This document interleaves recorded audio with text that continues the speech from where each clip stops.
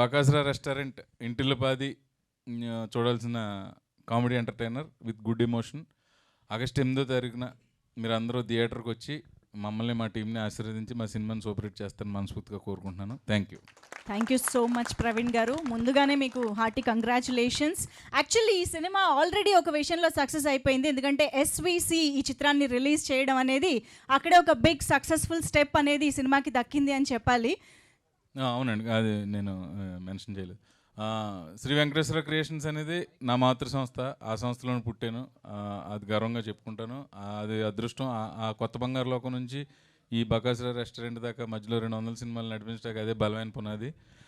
నేను అడిగిన వెంటనే దిల్రాజు గారు, శిరీష్ గారు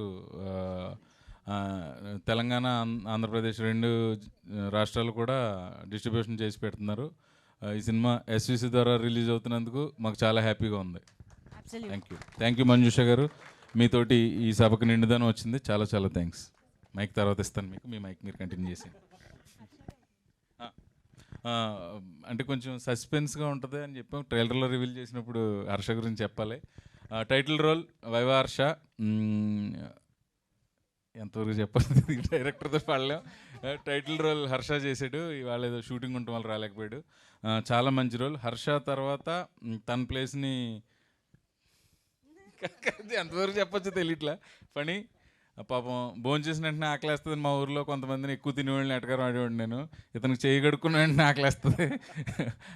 అంటే తినే ఎపిసోడ్ ఉన్నప్పుడు కొంచెం ఎవరైనా కొంచెం ఎంటీ పెట్టుకుందాం అనుకుంటాం కదా. పొద్దుటే వచ్చి మమ్మల్ని 4-5 ఎగ్ దోశలు తినేసి డైరెక్టర్ చెప్పేవారు, ఫనీ మీకు తినాలి ఇప్పుడంటే పర్లేదు అన్న తినేద్దామని. అలాగే తినేసేవాడు. కొంచెం ఏమైనా మిగిలిందంటే కార్యాలయంలో పట్టుకెళ్ళి తినేవాడు. Great funny.